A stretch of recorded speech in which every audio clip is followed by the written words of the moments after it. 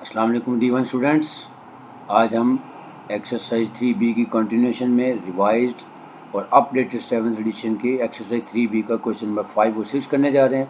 Let's start, सीधे slide की तरफ चलते हैं। क्वेश्चन नंबर 5 और 6 जूम कर लें ज़रा ताकि क्वेश्चन की रीडिंग अच्छी तरीके से हो जाए। क्वेश्चन नंबर 5 ये आपके सामने आ गया। The price of meat decreases from पाक रुपीज़ 1360 टू पाक रुपीज़ 1020, यानी जो गोश्त है, मीट है, उसकी प्राइस में कमी आई है। पहले इसकी प्राइस थी 1360 जो कि डिक्रीज़ होके 1020 हो गई है। Find the percentage decrease in its price, कि कितने परसेंट प्राइस डिक्रीज़ हुई है उसको हमने फाइंड करना है। बहुत आसान क्वेश्चन है। सबसे पहले हम देखेंगे जो हमारी करंट प्राइस है वो है 1360 और जो डिक्रीज़ होने के बाद आ रही है वो है 1020। तो इन दोनों का पहले डिफरेंस ले लेंगे ताकि हमारे पास डिक्रीज़ की अमाउंट आ जाए। फिर फार्मूला लगाएंगे decrease over original value multiplied by 100। तो देखें, पहले गिवन डाटा लिख लेते हैं कि ओरिजिनल प्राइस दी हुई हमें पाक रुपीज़ 1360। न्यू प्राइस यानी आफ्टर डिक्रीज़ होने के बाद जो प्राइस आ गई है वो आ रही है हमारी पाक रुपीज़ 1020। अब क्योंकि हमने परसेंटेज फाइंड करनी है तो परसेंटेज के लिए पहले हमें डिक्रीज़ पता होना चाहिए, अमाउंट कितनी डिक्रीज़ हुई है। तो हम लिखते हैं डिक्रीज़, परसेंटेज डिक्रीज़ फाइंड करनी है। पहले हम निकालेंगे डिक्रीज़ कि डिक्रीज़ कितनी हुई है, यानी 1360 में से 1020 माइनस कर देंगे तो हमारे पास अमाउंट डिक्रीज़ड आ जाएगी। तो अमाउंट डिक्रीज़ होने के बाद आ रही हमारे पास पाक रुपीज़ 340, यानी जो मीट की प्राइस है, करंट प्राइस या ओरिजिनल प्राइस थी वो 1360 थी। डिक्रीज़ होने के बाद जो न्यू प्राइस आ रही है वो आ रही है 1020। परसेंटेज ऑफ डिक्रीज़ हमने फाइंड करनी है। तो परसेंटेज फाइंड करने से पहले हमें अमाउंट जो डिक्रीज़ हुई है वो निकालनी पड़ेगी। तो उसका तरीकाकार यह है कि ओरिजिनल प्राइस जो थी उसमें से डिक्रीज़ अमाउंट को माइनस कर देंगे तो हमारे पास अमाउंट ऑफ डिक्रीज़ यानी डिक्रीज़ की वैल्यू आ जाएगी पाक रुपीज़ 340।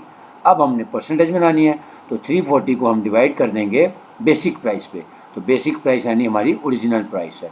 तो लिखेंगे, फार्मूला लिख लेंगे कि decrease divided by original price multiplied by 100%, ये इसका फार्मूला आ गया।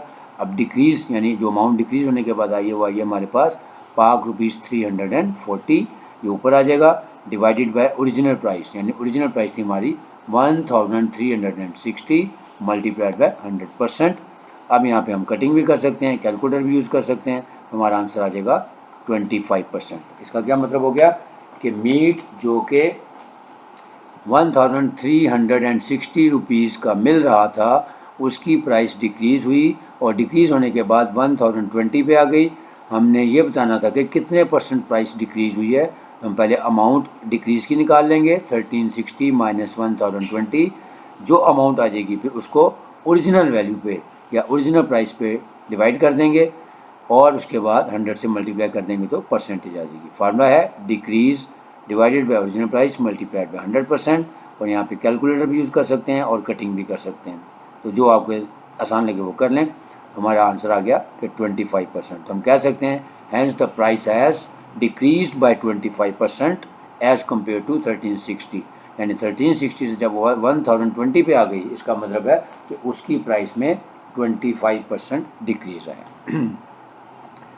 नेक्स्ट क्वेश्चन नंबर 6, इसको भी ज़रा जूम करके पहले रीड कर लेते हैं ताकि करने में आसानी हो जाए। क्वेश्चन नंबर 6 आपके सामने, a car was bought in 2009 for पाक रुपीज़ 1,20,000। एक गाड़ी जो आपने 2009 में 1,20,000 पाक रुपीज़ की खरीदी। इन 2010 द वैल्यू डिक्रीज बाय 20%। 2010 में इसकी वैल्यू में 20% कमी आ गई। इन 2011 इट्स वैल्यू डिक्रीज बाय 10%, यानी फर्दर पहले जो प्राइस उसकी 1,20,000 थी 2009 में वो डिक्रीज़ हो गई बाय 20%, यानी इसकी प्राइस में 20% की कमी आ गई। फिर 2011 में उसकी जो नई वैल्यू थी उसी वैल्यू के अंदर मज़ीद 10% कमी आ गई, यानी it's value decrease by 10% of its value in 2010। कि जो 2009 में प्राइस थी 1,20,000, जब वो डिक्रीज़ हो गई 20% से, जब उसकी नई प्राइस आएगी 2010 वो फर्दर डिक्रीज़ हो जाएगी कितने, बाय 10%, और तो 10% फर्दर डिक्रीज़ हो गई। अब फाइंड क्या करनी है, find the value of the car at the end of 2011, यानी उसकी फाइनल प्राइस हमने फाइंड करनी है। तो तरीका बहुत आसान है कि हम पहले स्टार्ट लेंगे कि ओरिजिनल प्राइस थी हमारी 2009 में 1,20,000, फिर क्योंकि 20% डिक्रीज़ हुई है तो फैक्टर निकालेंगे, यानी 100 माइनस 20/100 करके उसका फैक्टर बना लेंगे, 1.2 फैक्टर आ जाएगा। फिर क्योंकि हमने न्यू प्राइस फाइंड करनी है तो उस फैक्टर से 1,20,000 को मल्टीप्लाई कर देंगे। फिर जो हमारा आंसर आएगा 2010 की वैल्यू का, उस पर फर्दर 10% का डिस्काउंट का फैक्टर लगाएंगे और फिर प्राइस इन 2011 आ जाएगी। कैसे, अब क्वेश्चन को करके देख लेते हैं।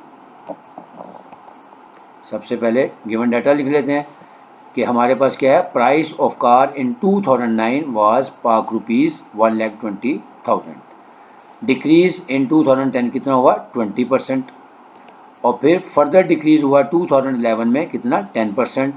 इसका मतलब है फाइंड क्या करना है हमने, फाइनल प्राइस, यानी प्राइस इन 2011, जिसको हम फाइनल प्राइस भी कह सकते हैं। अब क्वेश्चन आपके सामने आ गया, हमें समझ आ गया। तो ये हमारी इसकी ओरिजिनल प्राइस थी 1,20,000। अब इसके ऊपर हम फैक्टर लगाएंगे क्योंकि हमने न्यू प्राइस फाइंड करनी है। New price means price in 2010, तो फैक्टर क्या बनेगा हमारा 100 + 20/100 यानी 1.2, और फिर जब फर्दर 10% निकालेंगे इसका फैक्टर क्या बनेगा 100 माइनस, सॉरी ये डिक्रीज़ था तो 100 माइनस 20 करेंगे। डिक्रीज़ में मैंने कहा था माइनस करते हैं और इंक्रीज़ में हम ऐड करते हैं, क्योंकि डिक्रीज़ हो रही है तो 100 माइनस 20/100 करेंगे तो 0.8 फैक्टर बनेगा, और इसमें बनेगा 100 माइनस 10/100 करेंगे तो 0.9 फैक्टर बनेगा। फिर उसको हम पहले इस प्राइस से मल्टीप्लाई करेंगे, फिर जो आंसर आएगा उससे दोबारा मल्टीप्लाई कर देंगे। कैसे, लेट्स सी।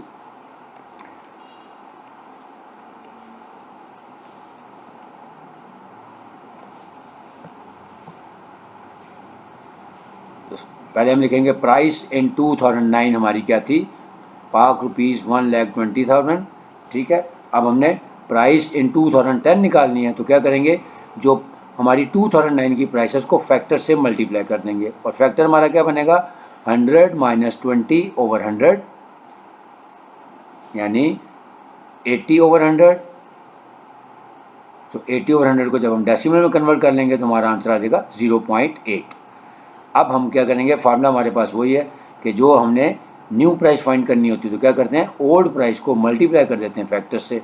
तो 1,20,000 मल्टीप्लाइड बाई 0.8 करेंगे तो हमारे पास आंसर आ जाएगा ₹96,000।